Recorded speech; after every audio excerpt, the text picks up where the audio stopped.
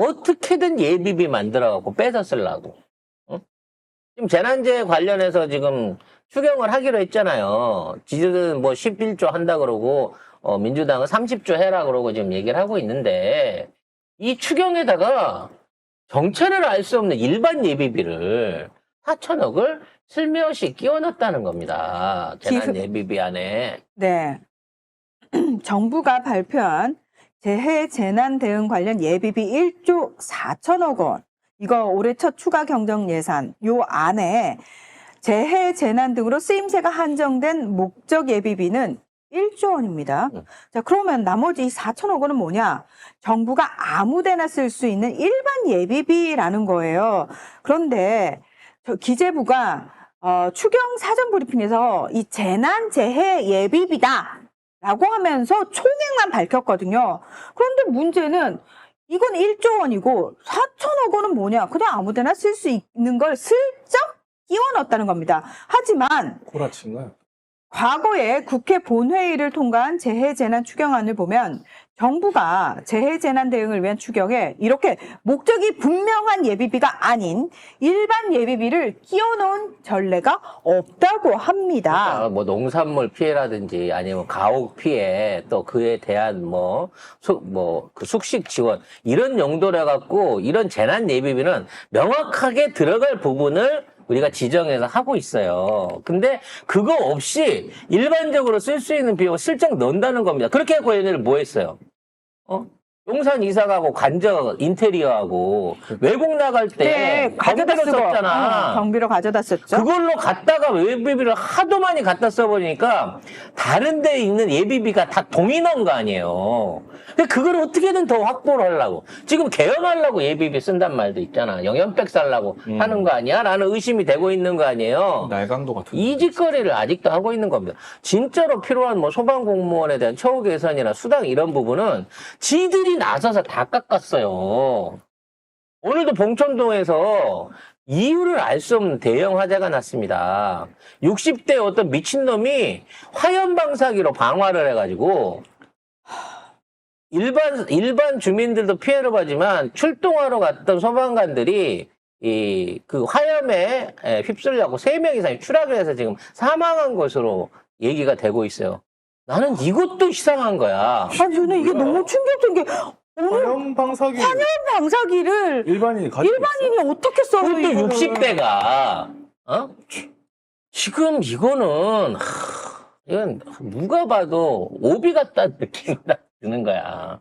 아니 여러분 화염 방사기를 살아생전에 보신 적이 있어요? 영화에서나 봤지. 영화에서나 봤지? 화염 방사기는 일반인들이 구입이 가능한가요? 당연히 불가능하죠. 일상적으로 우리가 뭐 토치에다 불 질러갖고 이게 공장이나 농장에서 쓰는 그거랑은 달라요, 화염 방사기는. 아마도 이게 이런 류의 일을 기획한 저 사람 도대체 정신병자인지 아니면 뭔가 의도를 갖고 했는지 모르겠습니다만. 용의자가 죽었대요. 그러니까. 그것도 이상해. 이러한 상황에서 일어나는 사건들에 대비하고 그에 대한 것들의 희생을 치르는 사람들이 일선에 있는 소방공무원인데 헬기부터 시작해갖고 심지어 방화용으로 쓰는 방호 장갑이나 방호 기구들까지도 국가에서 100% 안 돼서 사재를 사갖고 써야 되는 이런 상황에 속해 있는데도 그런 데 대한 비용은 지들이 더 갖고 있단 말이야. 이게 쓰레기 같은 인간들이라는 거죠. 그리고 근데 이런 이상한 일들이 벌어지는데 전 되게 충격적인 게 뭐냐면 이런 일들과 관련해가지고 진상 규명이 국민들에게 제대로 안 되고 있다라는 게 이 정부의 또 특징이에요. 왜냐면 파야 될 사건, 배우를 물어야 되고 정밀하게 해야 될 사건들을 지들이 중간에 다 커트를 해버리거든요. 이거 일상적인 화재 사고야, 방화 사고야, 가해자가 죽었으니까 이걸 했던 범인이 죽었으니까 일단 정결 이러고 끝내버린다는 거지. 그러니까 기사들을 보면은 지금 댓글에도 나와 있는데 이렇게 농약 살포기로 보이는 도구로 아파트에 불을 지른 것으로 알려졌다라고 나오거든요. 이게 한 집만 이래서 다행인 거지. 근데 사진이 이제 동영상을 캡처한 사진이 있거든요. 농약 살포기가 맞나요? 그러니까 저는 이 정부 들어서 이런 것들이 믿을 수가 없는 거예요. 실제로 이게 무엇인지. 왜냐하면 여러분 기억하시겠지만 이재명 대표 테러 당했을 때 칼 뭐라고 그랬죠? 처음에 언론에서 뭐라고 그랬죠? 자상이라고 그랬고 칼도 제대로 보도하지 않았어요. 자기들 마음대로 얘기를 했다고요. 구구 유튜브는 종이칼이라 네. 그랬지. 그렇죠. 그렇기 때문에 지금 나무젓가락이라고 지금도 우기고 있어요. 그래서 저쪽에서는. 저는 지금 언론에서 농약 살포기로 보이는 도구로라고 얘기는 하고 있지만 이게 진짜 그거인지 믿을 수가 없게 돼버렸다는 거예요. 농약 살포기를 이용해서 개조했을 수도 있습니다. 결국은 이제 고압 분사기를 해가지고 그걸 가지고 화염 방사기로 개조할 수 있어요. 근데 가장 중요한 건 뭐냐면 그렇게 개조를 하게 된다고 하더라도 화염 방사기 역할을 하려고 하면 인화제부터 시작해갖고 그 안에 그 불길을 유지할 수 있는 쉽게 말해서 칵테일을 잘해야 돼요. 단독으로 이게 그렇게 되는 게 아닙니다. 휘발유 넣었다고 해갖고 그걸 농약으로 뿌린다고 해서 화염 불이 방사기가 붙진 되는 게 않아요? 아니고 그럼 어떻게 해야 돼요? 아니 왜냐면 사진을 보세요. 기사 사진을 보면은 불 나오는 게 어마무시해요. 그러니까 저거는 실제적으로 개조를 했고 저 안에 들어가는 인화제들을 임의로 섞어갖고 저런 식으로 불길이 유지될 수 있도록 만든 거라는 거예요. 그러니까 얘는 고도의 훈련을 받았거나 이러한 도구를 전문적으로 써본 놈이란 말이야. 일반인이 농약병 들고 가갖고 농약 뿌리는 걸로 휘발유 넣어서 칙 뿌려서 화염 방사가 되지 않는다니까. 그러니까 누가 이걸 일반인이 누가 이거를 생각을 하죠? 이런 놈이 만일에 뭐 터미널이나 역이나 전철 같은 데서 일을 저질렀다고 생각을 해봐요. 그러면 어마어마한 인명피해가 났을 거 아닙니까? 지금 사실 따져놓고 보면 우리 주변에는 너무 위험한 도구들이 많아요. 일상생활 안에. 집집마다 있는 도시가스관부터 시작해갖고 식당에는 LPG통 뭐든지 만일에 테러의 대상이 된다고 치면 진짜 당장 내일의 안녕을 보장할 수 없는 이런 위험시설물들이 있단 말이에요. 어디든 이런 거 개조해가지고 그냥 나 기분 나쁜데 이러고 어디든 쏴버리면 그냥 거기는 불나고 죽는 거 아니야. 그래서 이러한 사회 혼란을, 이런 테러리즘을 일으키는 애들이 그거 아닙니까? 이걸 통해 가지고 사람들을 혼란하게 하고 제대로 된 판단을 할 수 없게끔 만드는 짓거리들인데 왜 계속해서 지금 끝이 없죠? 이런 사건들이 연이어 일어나고 있다는 거예요.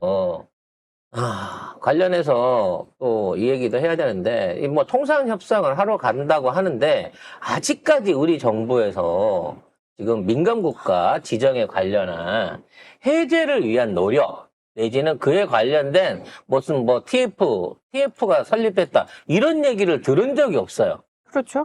아니 됐으면 원인을 분석하고 그 원인을 빼고 이걸 빨리 정상화시킬 수 있게끔 이런 거에 대한 비상대책반을 해야 되는 게 아니에요? 외교로 가갖고 하게 되면 거기에 대한 얘기를 먼저 해야 되는 게 아니냐고.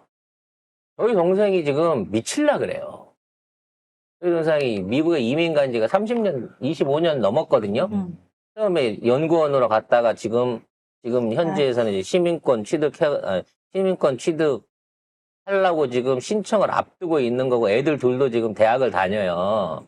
근데 얘네들이 지금 말하자면 진학과 취업이 안 돼요. 그러니까 공부를 했는데 얘가 AI나 무슨 반도체나 뭐 이런 거에 연관된 쪽에 학과에 소속해 있으면 취업이 안 돼. 안 돼요. 대학원에 진학이 안 돼. 왜? 민감국가 출신이기 때문에. 그렇죠. 그런데다가 지금 미 정부에서 트럼프가 미쳐가지고 외국 대학에서 외국인 유학생들 받아갖고 비자 내주는 걸 지금 금지를 시키려고 하고 있잖아. 하버드 같은 데는 반발하고 있는 거고 콜롬비아 같은 대학이나 이런 데서는 그러면 정부 말 들어야죠 이러고 있단 말이야. 그러면서 지금 미 대학들이 내주던 유학 비자도 다 끊길 상황에 있는 거야. 그럼 미국에 가장 많이 유학생이 간 건 중국인이지만 한국도 탑5 안에 들어요.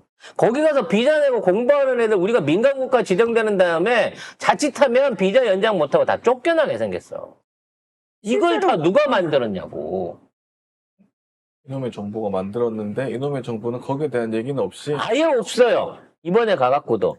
나는 그걸 최우선으로 먼저 얘기를 해. 실수하신 것 같습니다. 우리가 핵무장 한다는 얘기는 탄핵받은 미친 대통령이랑 극우가 한 얘기고, 우리는 그럴 생각 없습니다. 우리는 핵확산 조약 준수할 거고, 한반도 비핵화를 위해서 노력할 겁니다라고 하면서 이거부터 해결을 해야 돼, 지금. 근데 일파만파로 커져요, 이제부터. 그런 얘기는 안 합니다. 그냥 2+2 통상협의가 24일에 있을 거다라고 얘기만 하고 있고, 한덕수는 양국 윈윈 방향에 총력을 기울이겠다고 합니다. 뭐가 윈이야? 뭐가 지금 윈입니까? 네가 하려고 한 거는 지금 트럼프한테도 윈이 안 돼, 지금. 어?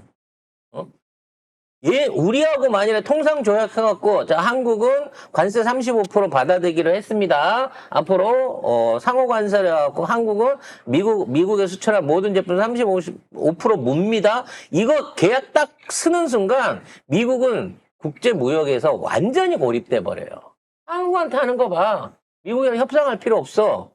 누구도 미국하고 통상 협상을 안 하려고 할 거라는 거야. 그렇기 때문에 트럼프도 제정신이면 한덕수하고 뭐 조약 안 맺어요.